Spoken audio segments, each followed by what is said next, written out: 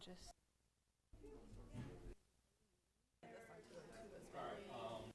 a lot of times we'll have to when we first,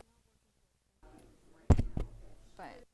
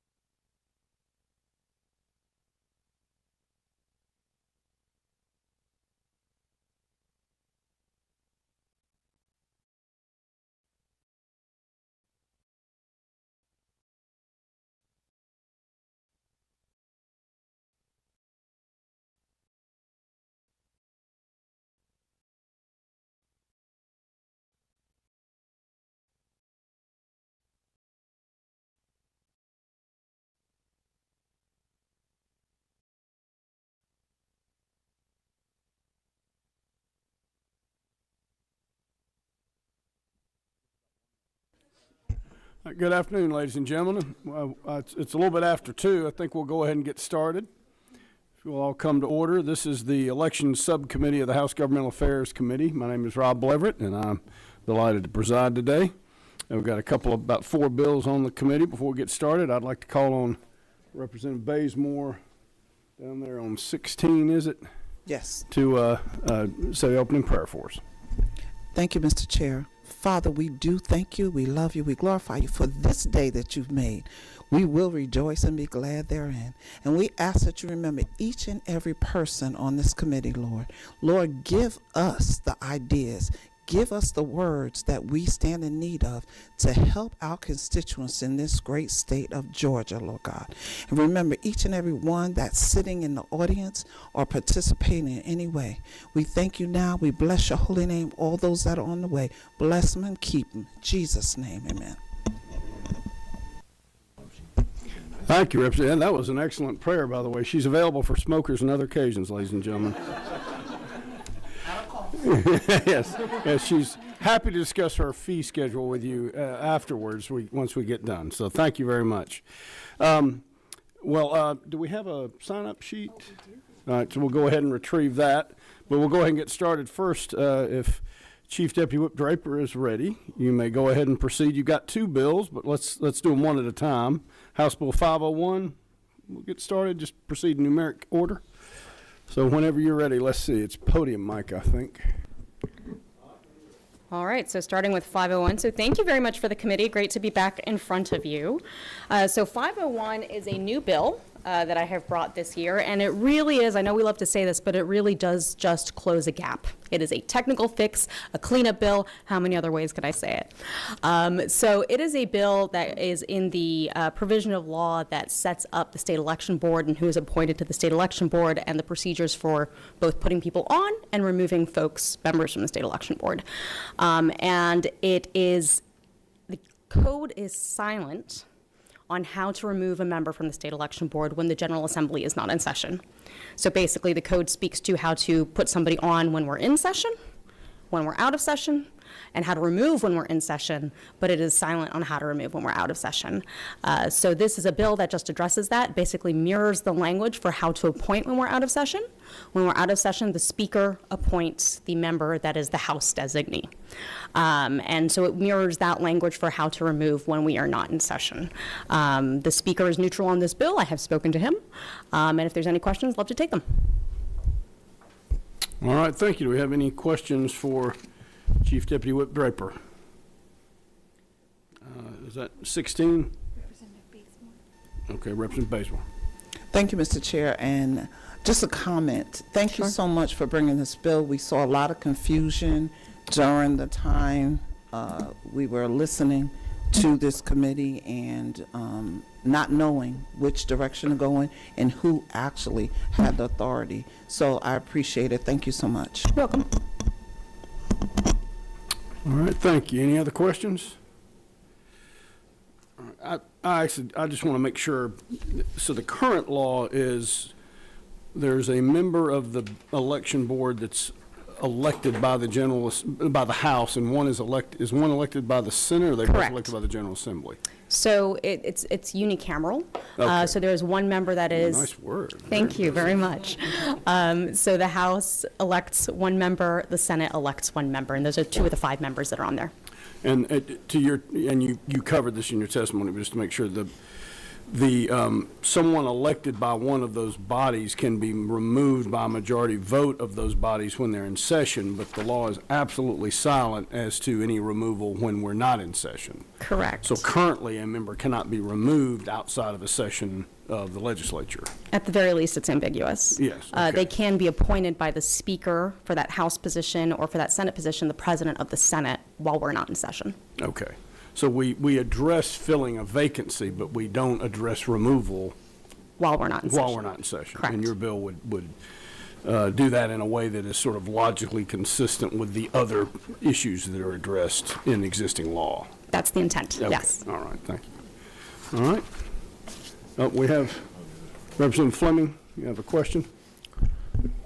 Thank you, Mr. Chairman. Thank you, Representative Draper, for this bill. I know you and I talked about it yesterday on the floor. So this is addressing just the Speaker of the House appointee, not the Senate. No, Correct. the language is consistent with the removal, with the appointment process on the Senate side as well, when the Senate is not in session. So the Speaker, President of the Senate, can make that appointment while the General Assembly is not in session. And so the language that we've added is that the President of the Senate can also do the removal. Okay, thank you. Thank you. And my description of the bill may have caused that confusion. I'm still not sure what the Senate thing is you're talking about. I've never heard of that. I don't so know either, really sir. know. Yeah. All right. So what's the pleasure of the, well, we do have some testimony. Any other questions for Representative Draper? I think I've scrubbed the committee pretty well on that one. All right, thank you. So let's see, we've got one, Gail Lee is here to testify to the bill. Ms. Lee, if you're here.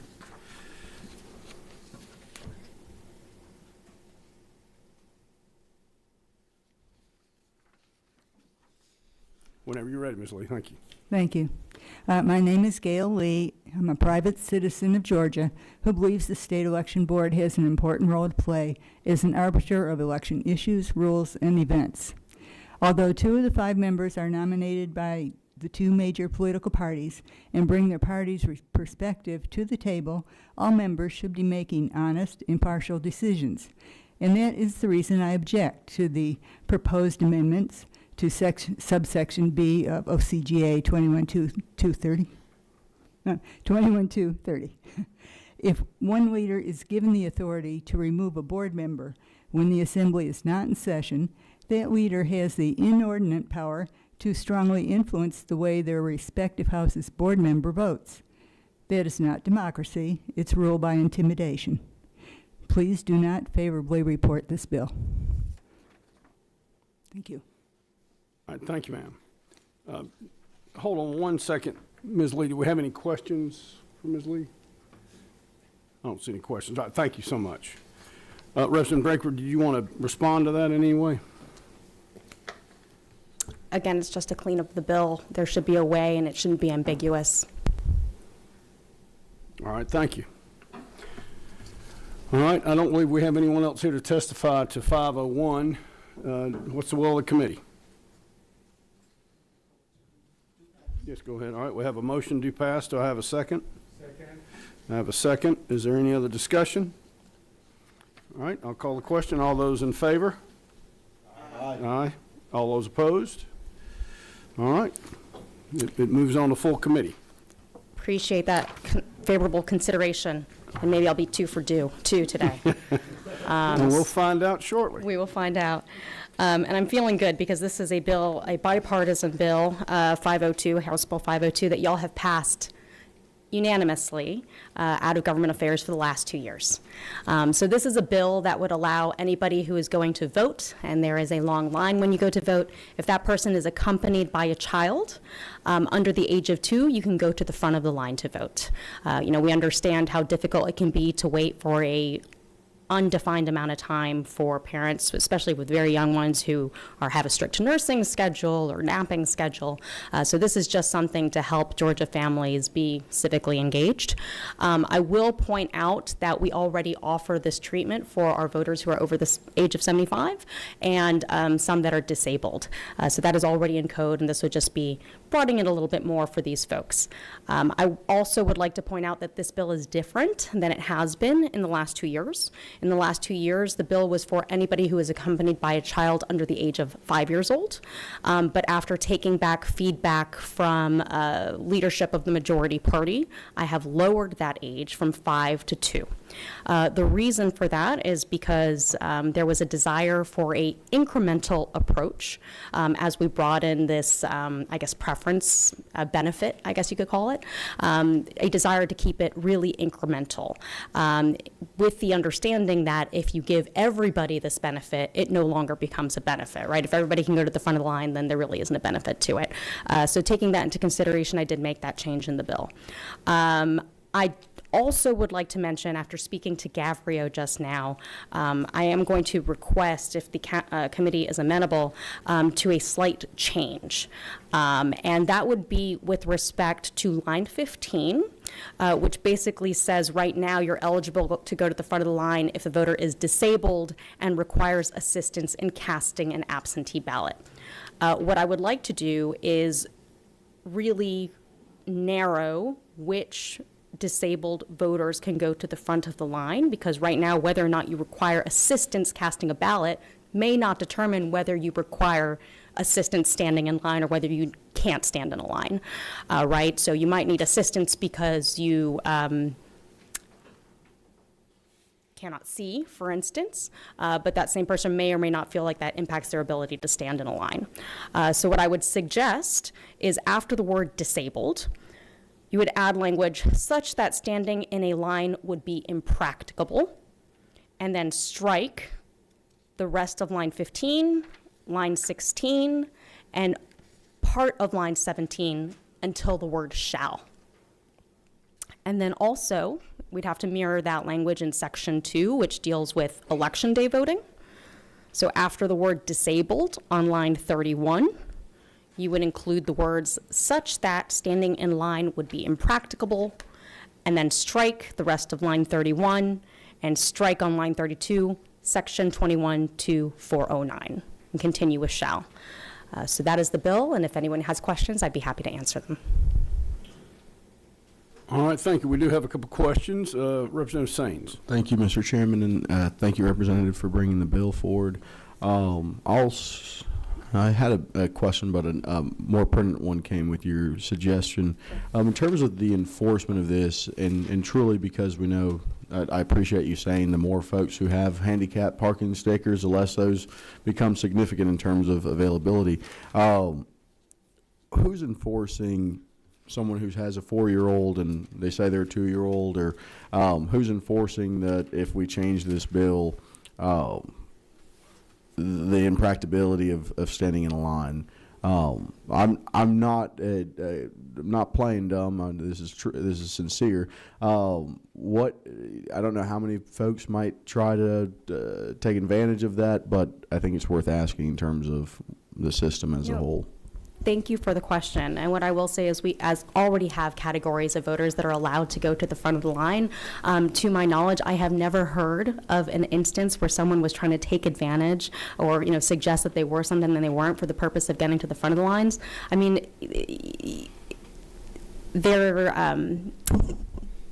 lots of the times there is no line, right? We have situations where there is no line, so hopefully this is not going to be necessary.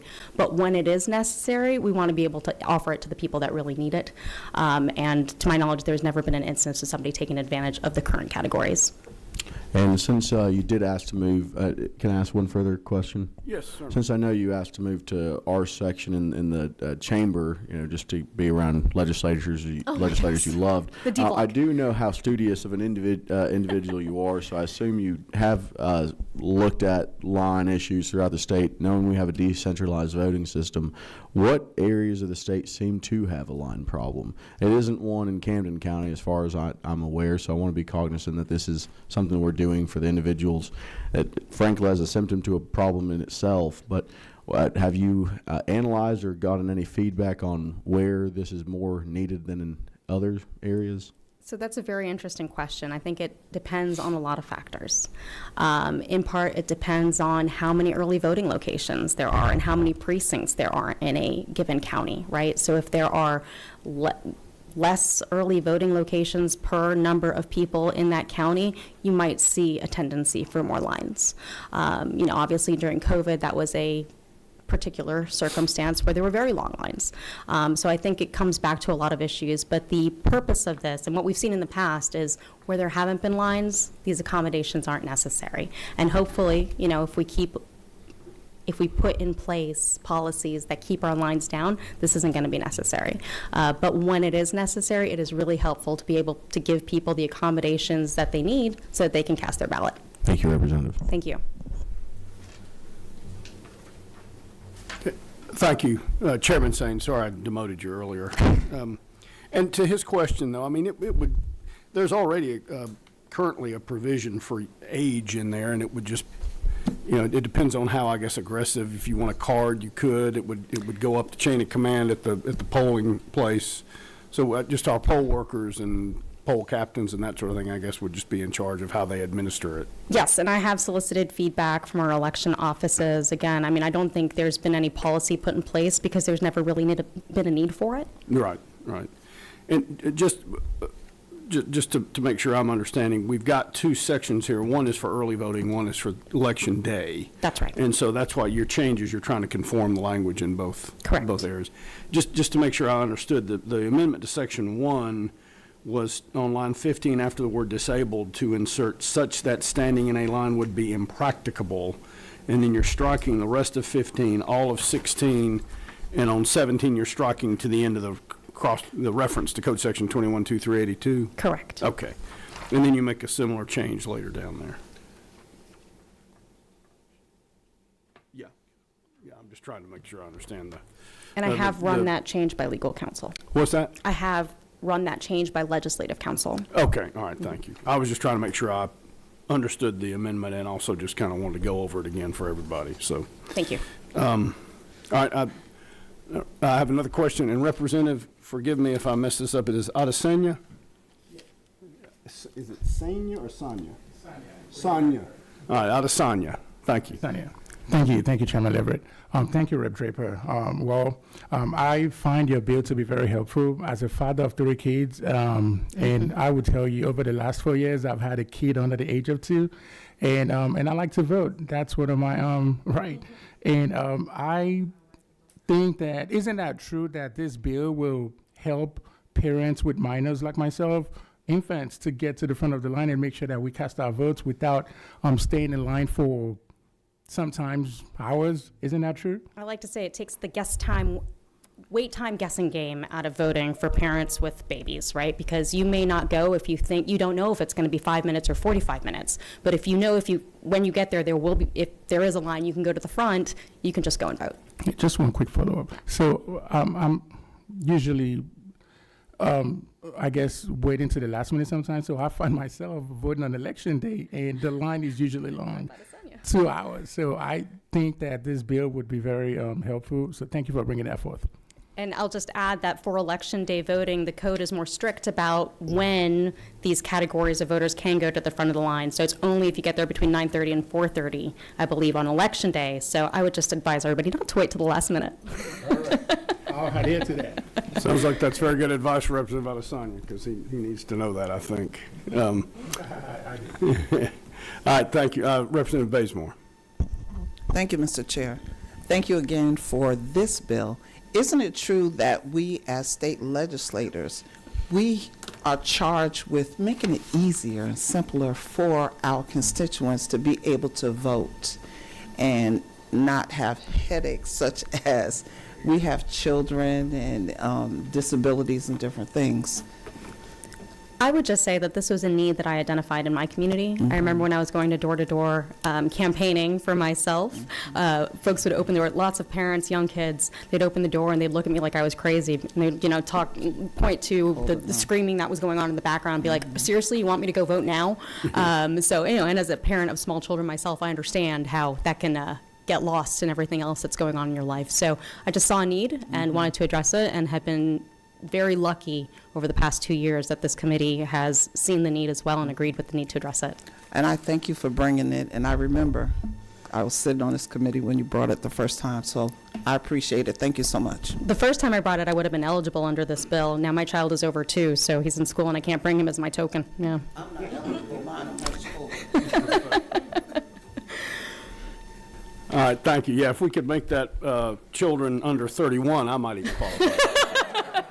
Although I usually don't bring them with me to vote. All right, thank you. Any other questions for Representative Draper by the committee? All right, thank you. We have one person signed up to testify. Is it Rachel? Is it Lastinger? It's Lastinger, but all the bills are the same time. I think it's clear that this is Okay, all right, thank you so much. All right, so let's, we have an amendment, but I think first I need to see if there's a motion on the bill to do pass. Thank you, Mr. Chair. I make a motion, do pass. All right, thank you. Do I hear a second? Second. All right. Now, we have any amendments? I think I recognize Chairman Anderson. Mr. Chairman, thank you. I would like to propose the amendment as outlined by Representative Draper earlier. We can read the amendment again if necessary. It would be to strike beginning on line 15 after disabled through line 17, code section 21-2-382, and replace that with language that said such that standing in a line would be impracticable, and then also to strike on line 31 after disabled through line 32, section 21-2-409, and replace with that same language. Is that the, Representative, is that the? Correct. Correct, okay. Thank you. That is a motion. All right, thank you, Mr. Chairman. Do I hear a second? Second. I have a second. Any questions or discussion about the amendment? All right, hearing none. All in favor of the amendment signify by saying aye. Aye. All opposed? All right, the amendment is on, and now let's vote on the bill, House Bill 502 as amended. All those in favor signify by saying aye. Aye. And those opposed, same sign. All right. Thank you very much to the committee. Thank you. Appreciate Well it. done. You're batting 1,000. 2 for 2. Who bats 1,000, huh? Thank you. That's what I always told my wife when I'd show up with one child. I'm like, well, I'm batting 500. Who bats 500? All right, let's see. Let me find my agenda. Did you steal it from me? No. That's right, you didn't. That's yours. All right. House Bill 524, Representative Bell. See, we let you go take care of your business, get back. No, it's perfect time. This is House Bill 524, and you have the floor. The papers keep sliding off, sorry.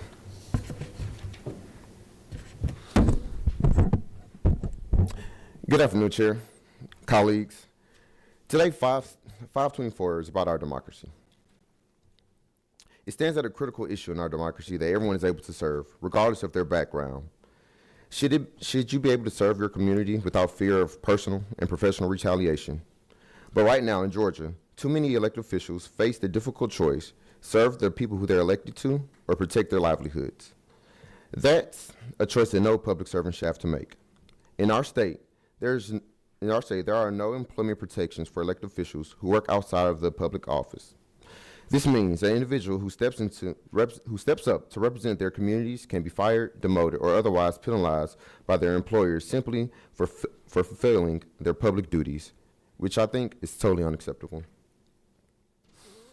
By passing an employment protection policy for elected officials, it not only gives the politicians treatment so they can continue to serve their communities, but ensuring fairness in the job market.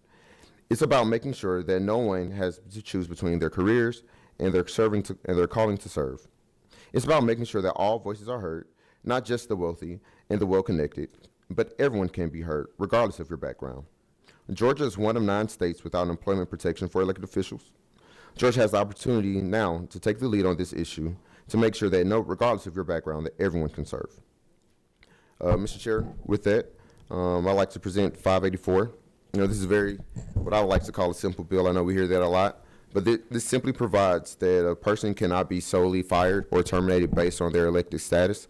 That they must be proven that they cannot perform up to 51% of their work by their employer.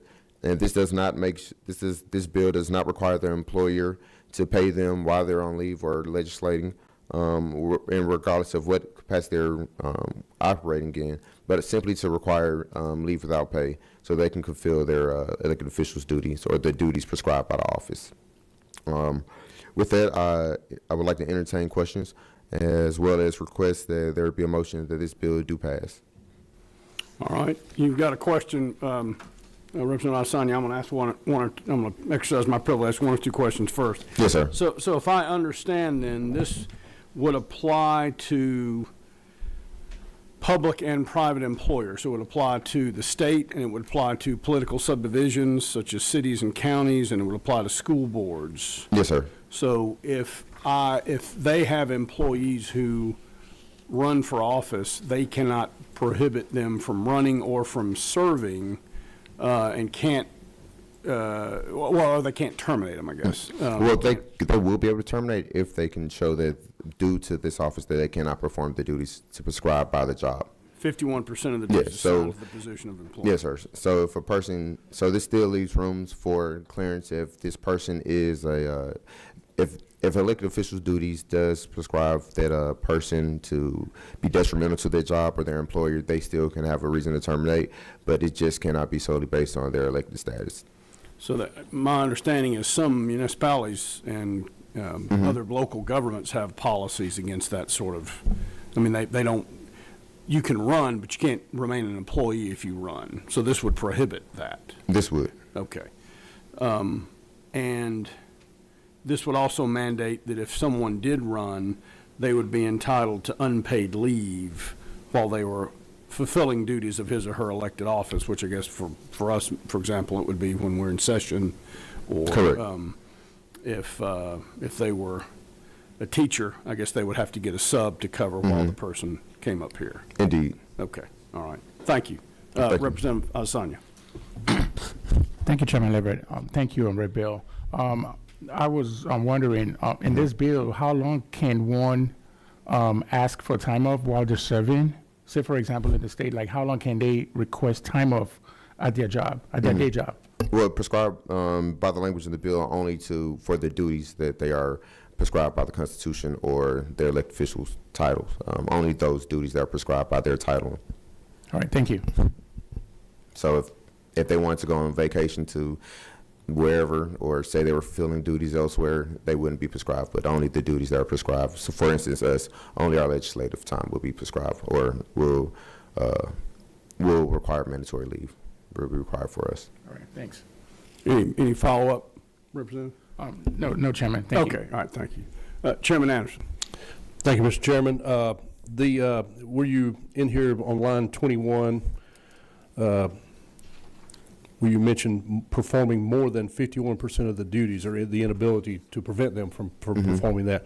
How would, I mean, what would justify proof of that? I mean, is it, Georgia's an at-will state, okay? So, and the state government has consciously stayed out of trying to mandate to our employers when they can and cannot terminate employees and that sort of thing. So I'm just trying to get my mind around, as a business owner, how that would work. Well, most businesses, my previous employer, we had performance evaluations. So that could be simply done to showing that that person cannot meet the performance evaluation standards that they previously had.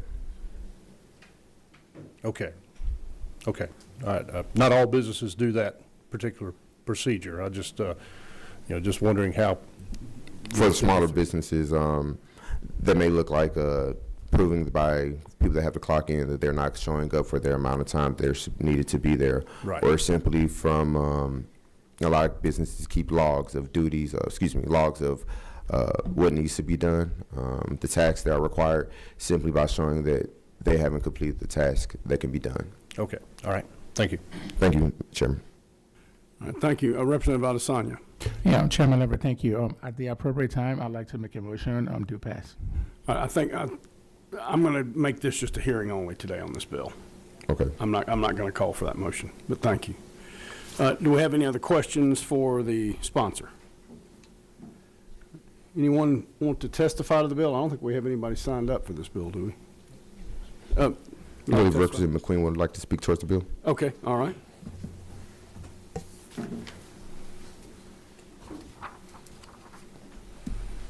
Nice to have you with us today. Thank you. Nice to be here. Just when you're ready, I've got the mic on for you. Thank you, Mr. Chair and committee. As a public school teacher, I was committed to both my students and my community. But last year, when I informed my school leadership that I was intending to run for office, I was told to, quote, find somewhere to do both, end quote. That moment made it clear that public employees, especially educators, who step up to serve in elected office are often forced to choose between our careers and our commitment to public service. Georgia House Bill 524 protects the rights of all public employees to run for and hold office without fear of retaliation or job loss. Teachers, firefighters, law enforcement officers, and other public servants bring invaluable firsthand experience to policymaking. Their voices should not be silenced by outdated policies that discourage civic engagement. Passing HB 524 ensures that those who dedicate their lives to public service are not penalized for wanting to serve their communities in an even greater capacity. Thank you for your time. Thank you. And thank you for your service. Any other testimony on the bill? All right. All right, Excuse so me, did you want to go question. ahead and close for us? Representative? Question, is there any particular language that is in the bill that you have objection to or that may pose some trouble? Well, there is, and I'm trying to figure out a way we could address those concerns, but I'm not really prepared to dig into it right now, but I would love to chat with you after to Yes, see sir. if we can't find a way to resolve that. So, all right. Anything else you would like to tell the committee? Maybe you might to reconsider your motion for hearing only. Nice try, but I'm afraid not today. No, that'll be all. I would love to have another favorable hearing, actually where we can vote on it, clean up the language where it can get to a passing point of this committee so that we can make sure we protect our democracy and we have a well-versed legislature ranging from a host of individuals with a host of employment opportunities so that we all can have a collective reasoning when we're passing legislation that reflects the diverse state of Georgia. Well, thank you. Appreciate you bringing the bill. All right, thank you. All right, is Representative Kelly, I see him back there in the back. He's got House Bill 481. When you're ready, Mr. Representative. Thank you, Mr. Chairman, members of the committee. It's an honor to come before you today with House Bill 481, LC 479001. This legislation came about because of something we're considering in my community, but I think it has statewide application. This is my first time before the election subcommittee, so I'm learning on some of this stuff, but y'all that get to see it a lot, y'all know that in non-election years, you only have two opportunities to consider local referendums. We have one coming up here in March, and then we have November. And the premise of that is so you don't just have local referendums springing up where people aren't expecting them. You want to drive voter participation. You don't want voters to be kind of have something backdoored around them. And so statutorily, we've set these two dates. Well, this year, because of election that's taking place kind of non-uniform for different reasons within the court system, we're also going to have a statewide constitutional officers election in June.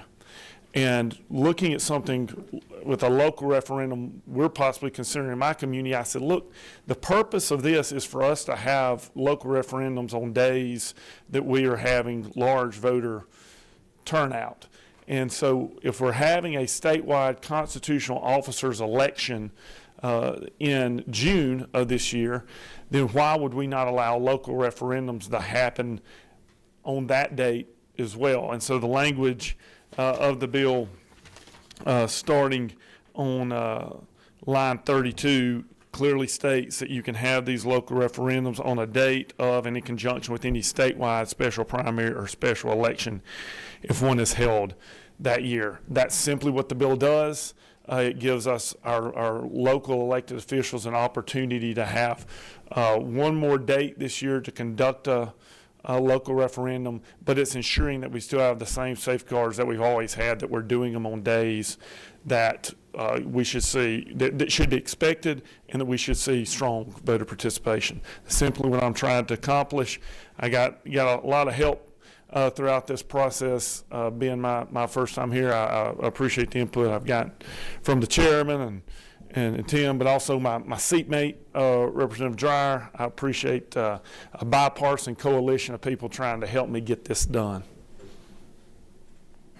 All right, thank you. You have a question, Representative Adesanya. Thank you, Chairman. Thank you for presenting, Representative Kelly. I was wondering